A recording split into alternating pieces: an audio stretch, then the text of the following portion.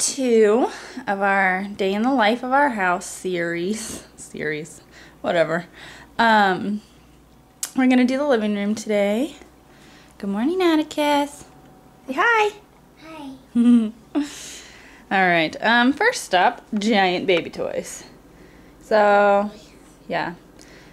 Babies are tiny, but their stuff is humongous, and it ends up everywhere. So this is kind of a permanent fixture in our living room. It's usually either there or over there by the couch. And I'm doing this in the morning before this room becomes the disaster zone, because that's what tends to happen here. All the toys come out. So this is actually really tame. This is the table that we bought when we first got married, and I really love it. But I didn't think about the fact that kids probably wouldn't be the nicest to soft pine and white paint and a glass top. So this thing is looking a little dingy, a little dinged up. So at some point, years down the road, if and when we replace it, I'll probably, what I'm thinking is, take the glass out and put some kind of chalkboard painted board thing across there and give it to the kids permanently, because I thought that might be fun. And then here's our couch. The slip covers are really messy, but they're not usually even this tidy.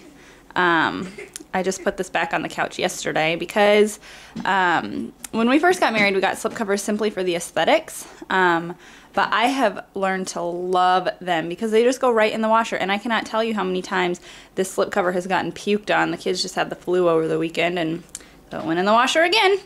The pillows are the ones that came with the couch. The couch is kind of a gold color. I think at some point I would like to make pillow covers in like a dark gray or a cream or both. And then here is the wreath I made last Christmas that just never came down because I really like it. It's made out of old textbook pages. I would maybe next time, if it wasn't too blasphemous, maybe use a Bible, because I think that would look really cool. So there's an online tutorial. I'm sure if you just typed in like book wreath tutorial, it would come up. That's where I found mine. Here's our little corner, which used to be Atticus's corner of sin. This is like where I keep some, well, decorative stuff that he's not allowed to play with, and so he would find himself back there quite a bit. Right now it has like these branches. I got those, I brought them in for a Thanksgiving decoration, and I walked in the door with this huge armload full of sticks, and Todd's like, what the crap are you doing? But it's kind of grown on both of us. We actually kind of like it, so it stuck around for Christmas. We hung just some silver ball ornaments off of it for Christmas, and even now I think it's gonna stay at least a while longer, although I'd like to get like a galvanized pail or something to put it in other than the laundry room trash can. But that's only because I'm picky about decorating. Most people, a trash can in their living room with a bunch of dead sticks and it would be just fine. So here's our huge window, which I love, except for the fact, I mean, it lets in a lot of light, but it also lets in a lot of this view, which is not the greatest. And we're kind of in joking blizzard conditions. It's not really, but we got quite a bit of snow last night. We live on the first floor, so we get a lot of people walking past here, which means it's not the best view in the entire world. Well, for us anyway. There was one day that I looked up and this lady had like walked up to our window. I mean, the sidewalk is far away, but she had like walked up to our window and was like peering in the window at us. It was like the creepiest thing that's ever happened to me in my entire life. Well, that's not true, but it's creepy. This is our TV cabinet, and I really like this because we got it at Kmart. It's like a Martha Stewart piece of furniture, but then we retrofitted it to be able to fit our TV. And I like that you can just close the doors over the TV. It looks like a piece of furniture rather than a piece of TV furniture, if that makes sense. And it just kind of hides the fact that we only have one living space and the TV is in here, and it doesn't look like our furniture like worships the TV. Well, yeah, I guess it kind of does, but you close the doors and it's not quite so obvious. And then the bottom doors, behind those, that's where we keep like our stereo equipment and our VCR and Todd's game systems. And then in the drawers we keep game cartridges and remotes and the phone books. So it's nice. It's nice storage for the living room, and it keeps all of the less pretty stuff just kind of tucked away. And then up here, all the glass jars that my mother-in-law gave me, a lot of blue glass ball canning jars and some milk bottles and things like that.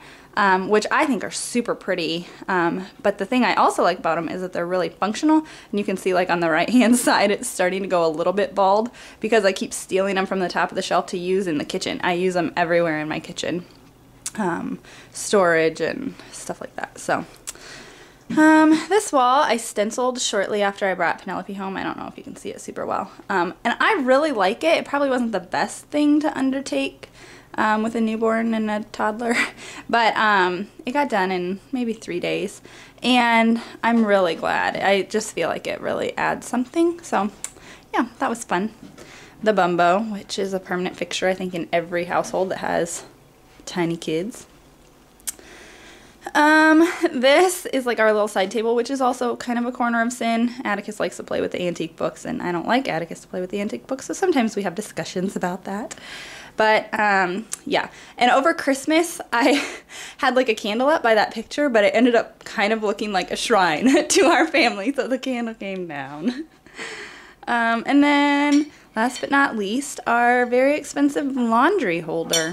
This couch gets very little butt action. It's really mostly just laundry, and actually right now it's really tame. I usually, the way that I do laundry is I do like 6 or 7 loads over the course of the week, and I just pile them up in there, and then when it gets to be like horrendous and like you can't deal with looking at it anymore, then I fold it.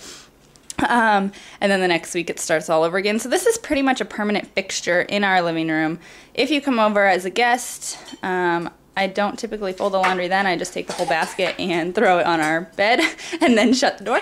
So yeah, I'm really lazy about folding laundry because I would rather scrub a prison toilet with my own toothbrush than do that. And even worse than folding laundry is matching socks. So really, I match socks maybe once every month to month and a half, and then what happens is I end up with this like humongous mound of socks to deal with. So I really wait until I have no socks left and I have to fold them, otherwise go sockless, which I guess isn't the worst thing in the world, but I don't know about you. I don't like it when my toes get all sweaty in between. Too much information? I don't know. So yep, right off the kitchen. Yeah, that's our living room. I really like it. I feel like it's really calm. I love the gray and the cream. And it just, I don't know, I like when living rooms really reflect the people who live in them, because that means that like you enjoy being there, and that seems kind of important in the living room. I don't know. Maybe I'm wrong. But anyway, so there's our living room. Say bye-bye. Oh.